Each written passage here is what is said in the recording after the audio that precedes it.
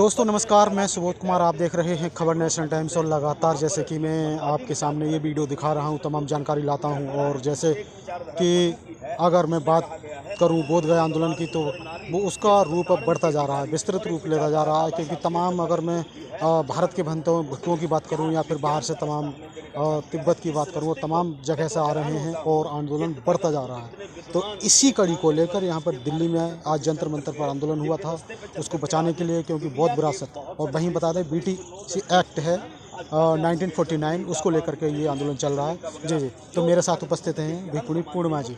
क्या कहेंगे आज दिल्ली में जिस तरह से बड़ा आंदोलन हुआ था, उसको लेकर क्या कहेंगे? देखिए, कहना क्या है, हम तो महाबोधि महाविहार लेकर रहेंगे, कसम खाई है। और हमारा संकल्प है कि महाबोधि महाविहार मुक्त करो। और हमें वो जो चार हिंदू, चार बौद्ध एक में है, वो चार बामन हैं, और उनको, जो ब्राह्मणों को वहाँ से हटा दो। और हमारा पूरा प्रतिनिधित्व, हमारा प्रबंध हमारे हाथ में दो। हमारे सारे प्रतिनिधि हमारे बौद्ध होना चाहिए। नहीं, वो ये कह रहे हैं कि भाई हम हिंदू हैं और आप बौद्ध हो, तो मिल करके, मतलब जैसे कहते हैं मिलकर चलाते हैं। और दूसरी चीज़ वो ये कहते हैं कि तथागत बुद्ध तो विष्णु के अवतार थे, ये कहीं है? देखिए, अगर मिलकर चलाना चाहते, मैं उनसे उनके उत्तर मांगना चाहती हूँ। अगर मिलकर, हमारी भी तो सहभागिता उनके काशी मठ में दीजिए। और हम अल्पसंख्यक हैं, तो हमारा कम से कम हर मठों में 4 उनके मठ हैं इंडिया के अंदर।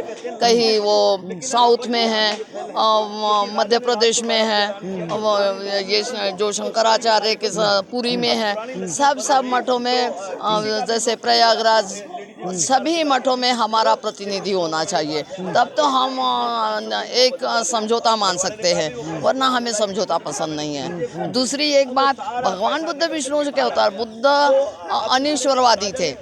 भगवान बुद्ध ने ईश्वर को नकारा है, तो वो कैसे अवतार हो सकता है? हमारे यहाँ अवतार की कोई परिभाषा नहीं है, तो अवतार बुद्ध का नहीं हुआ है। डॉक्टर बाबा साहब अम्बेडकर ने 22 प्रतिज्ञा दी, तो भगवान बुद्ध अगर 22 प्रतिज्ञा ने, अगर कोई विष्णु का अवतार मानता है, तो थोटांड और झूठा प्रचार है। बात उनकी भी मानी जाए, क्योंकि अगर विष्णु का अवतार मानते हो, तो हर बुद्ध विहार में तुम्हारे काली, दुर्गा, गाय, कुत्ता, बिल्ली जो भी है, चूहे से लेकर, तो आखिर बुद्धा की प्रतिमा क्यों नहीं है? हाँ, वहाँ प्रतिमा रखो, वहाँ कोई स्टेचू रखो वहाँ पे, ये भी नहीं, तो कैसे कहेंगे कि वो तुम विश्व का अवतार मात्र? ये सारे भगवान बुद्ध के साथ पहले से भी षड्यंत्र किया है, और आज भी षड्यंत्र है कि हमें बौद्धों के साथ, अगर इनका अलग हो जाएंगे तो वो हमारा स्थान कुछ नहीं रहेगा। क्योंकि वहाँ की मिट्टी भी, जो अभी रामलला बनाए ना, उसके आसन के लिए वहाँ की मिट्टी तभी पवित्र हुए हैं।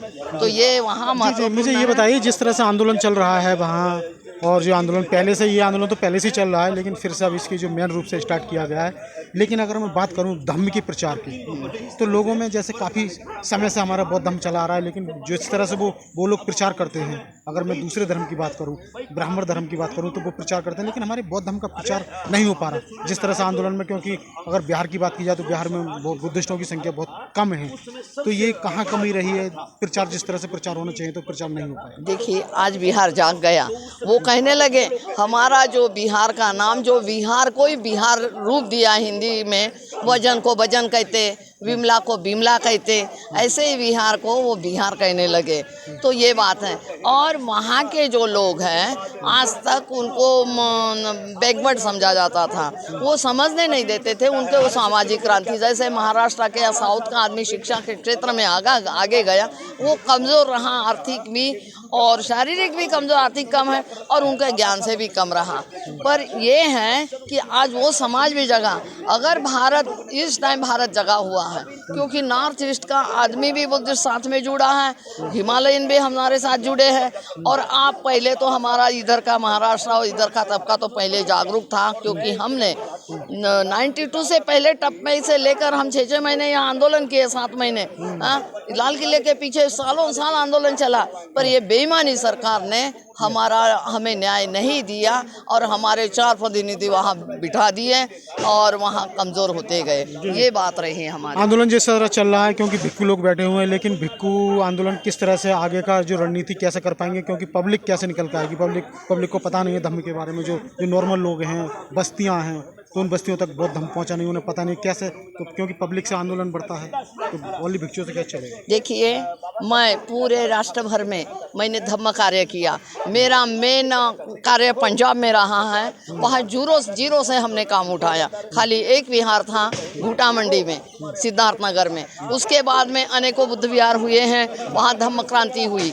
और ये राजस्थान में है। राजस्थान में पूरे जब हम घर घर जाकर धम्म की क्रांति की, और आज और लोग समझेंगे। पहले थोड़े समझते गए और आज काफ़ी क्योंकि शिक्षित समाज हुआ।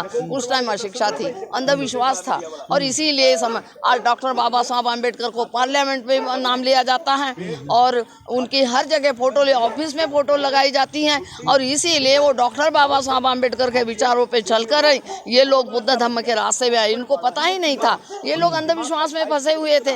अंधकार अगर दूर होगा, प्रकाश की ओर जाना होगा, तो डॉक्टर बाबा साहब आम्बेडकर को अपनाना होगा और उसी से आपको बुद्ध का मार्ग मिलेगा। तो ये बात है। और जहाँ 4 हिंदू 4 बौद्ध विष्णु का, वहाँ 5 पांडवों की मूर्तियाँ कहते, वहाँ बुद्ध की प्रतिमाएं हैं। ये जानबूझकर वहाँ पांडव कहते क्योंकि वहाँ गाइड्स होते हैं। गाइड भी अंधविश्वास फैलाते हैं वहाँ, क्योंकि बौद्ध का गाइड ही नहीं है इन्हीं के बीच में से। तो वहाँ गाइड भी हो तो बौद्धों का हो, बौद्ध धर्मियों का होना चाहिए। और ये 4 ब्राह्मण वहाँ से हटना चाहिए। और इतना ही नहीं तो हमारा पर्सनल लॉ, बौद्धों का कानून भी अलग होना चाहिए।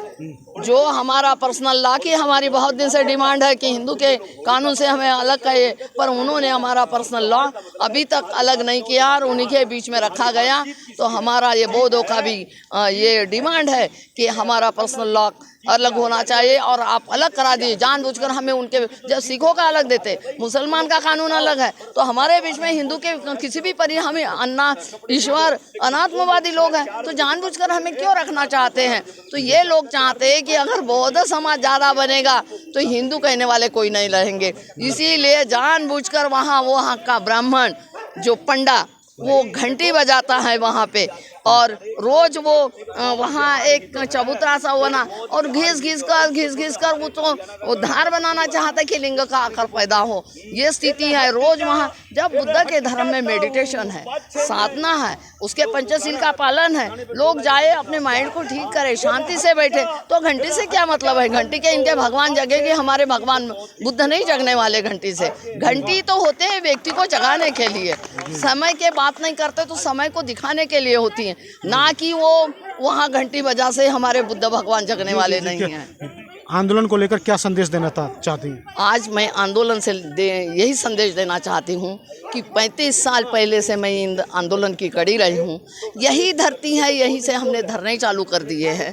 मैं दिल्ली में थी उस टाइम, और आज भी मैं यही चाहती हूँ। जो आंदोलन का पहले से पुरजोर हमने आंदोलन किया, धरने दिए, हमने अरेस्ट हुए, सारी चीज़ हुए, तो हम यही चाहेंगे बोध गया मुक्त करा के रहेंगे। और बोध गया जो ये है महाबोधि महाविहार जो हमारा मुक्त हो, यही भावना करते हुए देश के लिए भी संदेश है। जो बौद्ध लोग हैं वो अपने से चले जाएं और यहाँ महाबोधि महाविहार के आंदोलन में सम्मिलित हो और महाबोधि महाविहार मुक्त हो। यही, और हम लेके रहेंगे महाबोधि महाविहार लेकर रहेंगे, यही हमारी कसम है।